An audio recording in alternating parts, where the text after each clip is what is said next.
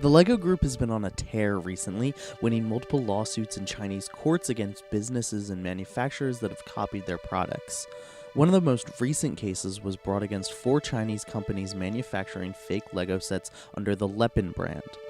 The district court deciding the case ruled in favor of the LEGO Group and their intellectual property, calling for those 4 companies to stop production and sales of the building sets. In addition, they have been forced to pay about $650,000 in damages to LEGO. If you've ever been on Wish.com, DHgate, or AliExpress, you will have no doubt seen these copies of LEGO sets being sold at an unbelievably low price. This LEGO version of the LEGO Creator Expert Volkswagen Beetle that I'm working on throughout this video sells for $100. I ordered this from Wish.com about 6 months ago for $30. With shipping, it came to $41, an almost 60% discount off of its LEGO equivalent. It took about 3 weeks to arrive, and I'm only getting around to building it now because I knew there was something special about this set, something that needed to be looked at carefully and thoughtfully. So I waited until I got a decently passable camera so I could document and archive the experience of building this set, and here we are. Although the item's title on Wish.com says Lepin, the name on the familiar logo mark reads Yile, which I can only assume is either a name of one of the companies manufacturing under the Lepin brand, or it's an identity chosen so to not draw attention to any one brand. Ultimately, I don't know what company put together this set, I don't know where the factory is that made these bricks, and I really don't know if this was an ethically sound purchase. All I know is that I paid $41 for something that otherwise would have cost me $100. Up until the emergence of brands like Lepin, construction toy competitors of LEGO copied the idea of the LEGO system. I remember building with nano blocks in my childhood and then rediscovering them in college, finding that many companies had copied that micro brick style. But they don't lock together like LEGO bricks. They're cute and I've done lots of them, but you can tell that the instructions weren't really thought through, and sometimes they're too much of a pain in the ass to try and get to stick together. In a similar way, no one's going to be fooled by a modern Halo-themed Mega Bloks set. It just doesn't feel like LEGO, it feels cheap. It feels like a mediocre ripoff of LEGO. And that's okay, they're meant to be a cheaper alternative to expensive LEGO sets. But as you build, you can't help but be conscious of the quality that you're missing by not going with LEGO. And then of course you shell out the money to get some legitimate LEGO, and then other toy manufacturers notice that unparalleled continued success of LEGO, and then they make their own crappy building bricks that continues this cycle of failed competition. But Lepin introduces something that breaks this cycle. And it's what they introduced that I believe caused LEGO to react in the way that they have. Lepin feels like LEGO. There's no other way to say it. The weight and cut of the pieces are all there. Apart from the lack of raised logo type on each brick peg and the clear quality control issues, which I'll discuss in a moment, these bricks are indistinguishable from the real thing. And that can change entire industries. Lepin did what LEGO does and did it just as well. And that brings into question the entire notion of what a fake product is. I have a culturally constructed understanding that fake products that copy originals, are worse than what they copy. Store-brand chips aren't as crunchy as Hers or Lay's, fake Doritos overcompensate with too much flavor that is almost right but not quite there. A pair of Walmart skate shoes will be thinner and flimsier than the Vans that they're clearly copying.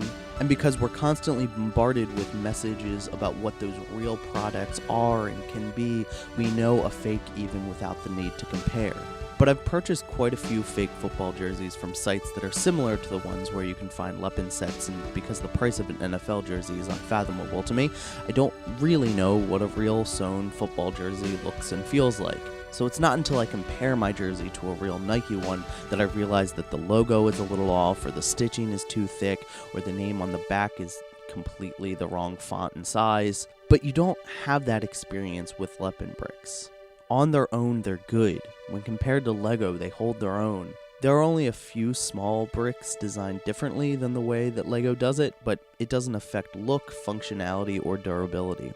Obviously, they're not Lego, but they're just as good, and that's important because a bad copy is easy to brush off, but a good copy can attack business well-being, and I think Lego recognized that and took it seriously.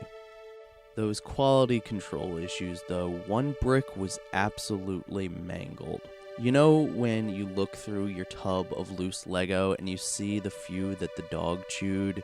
Yeah, that's what it looked like. And it was inexplicably dirty. One of the pegs was shorter than the other, but it was still usable. I don't know, it was strange. The set was also missing 2 pieces. The missing 2x2 plate brick is in a place that you can't see, so that was easily pieced together with my own collection. But within this set, I was actually given the wrong piece. It was quite a strange brick, so I had to use it, but now I have to take another piece off if I want to open the trunk and see the cute little engine. Side note, is it still called a trunk if the engine is in the back? Although I mainly enjoy building large vehicle Lego models, I love making the tiny accessories. So I was really disappointed when I made the surfboard near the end and it didn't all click together satisfyingly. It pulls apart near the end and I don't know why. Also, I'm not sure if this is a quality control issue or if this is just what the buyer receives with this set, but the rubber tube representing the metal trim meant to split the hood vertically was too long and too thick.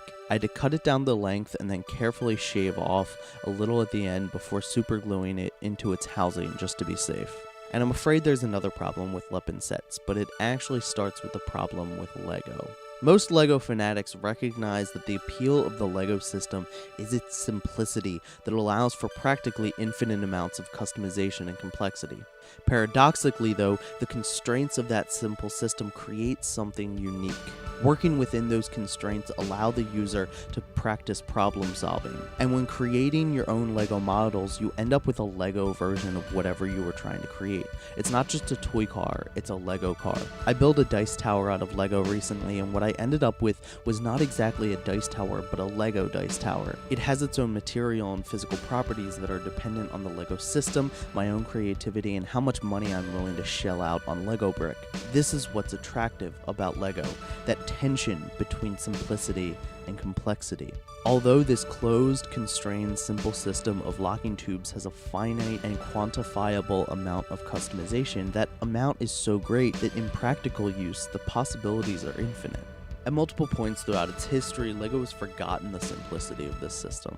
And I think their own ignorance is coming to a peak once again with the flood of supposedly expert sets. The expert designation is by no means new, but it's baffling to me. Just because a set has more pieces, it doesn't mean it's more complex. It just takes more time. There are no unique maneuvers that must be learned. Possibly a child's hands wouldn't have the motor function to handle such tiny pieces, but other than that, I can't see any need for this expert title. Bricks go on one piece at a time, and they snap in just like a child's set. After all, it's a toy. And adult fans of Lego know that, and they don't care. We don't want to be pandered to. I don't have any delusions that I'm an engineer when I build a pre-designed Lego set. We are building with a children's toy, and that's okay. Lego has gotten high on their own drama. Their Ideas line of products, for instance, have admittedly beautiful box art and gorgeously designed instruction books, but after you get through all the extra stuff, you turn to the first page of actual instructions, and it looks like any other Lego set. Lepin offers you a no-frills Lego set. I said earlier that Lepin did what Lego does just as well, but when it comes to the purpose of the Lego brick and the Lego system, Lepin have done what Lego does better than the original. In this set that comes in an unmarked plastic bag, you get an exact copy of the Lego instruction booklet without any introductory materials. No safety warnings, no extra crap, just the instructions. And that instruction booklet feels just like the real thing. Hell, it even smells like the real thing. And even though the sticker installation is in the instructions, there are no stickers included in this set I received because Lego bricks allow for unique design that doesn't need stickers. In some recent Lego sets I've built, I've opted not to put the stickers on because they distract from the beauty of the brick. I want to know that I'm building a Lego model. I don't want to trick myself into thinking I'm sculpting a perfect Volkswagen Beetle replica and the medium that I'm working with just happens to be Lego brick. It's a Lego Volkswagen Beetle. Lepin cutting corners does have its drawbacks though. Big Lego sets like this come with the pieces separated into sections. This makes it much easier to find bricks when you only have to look in part 2 of 5 instead of through all 1100 pieces. In this Lepin set though, all of the bricks come packaged seemingly by size but not consistently. So you have to look through all of the pieces all of the time. I lost 2 full hours searching for bricks. Some of them were there and I just couldn't find them easily, and like I said, some actually didn't end up being there. I did end up separating all the bricks by color about halfway through, but it only helped a little. One of the best things about building a Lego set is that it's fulfilling while not being mentally tasking. Someone's already done the thinking for me. It's calming. But having to dig through hundreds of pieces in every step forces you out of that wonderful escape that Lego offers. Also, I have to admit that a small part of me missed all that Lego pizzazz. I think Lego has conditioned me to not only enjoy the building, but everything that surrounds it.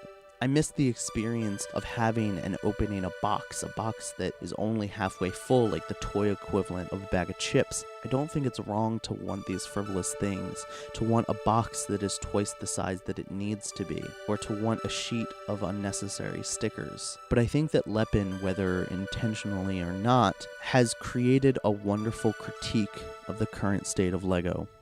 And Lego wasn't about to let that stand.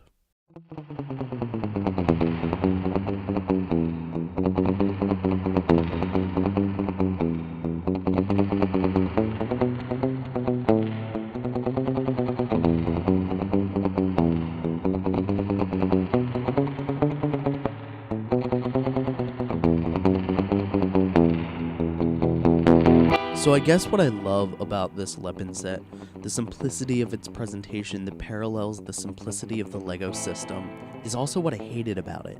Some parts were genuinely frustrating and others were missing that Lego magic.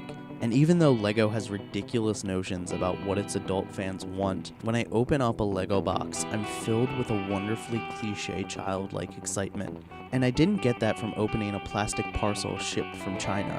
And honestly, it wasn't something that I thought I wanted until I didn't have it. I thought that the act of building Lego was solely where that spark comes from, but it's also fueled by memories, nostalgia, and the amount of care that is clear Lego has put into every facet of their product. I got a pretty dope Lego Volkswagen Beetle out of all this, but I still feel like it's missing something.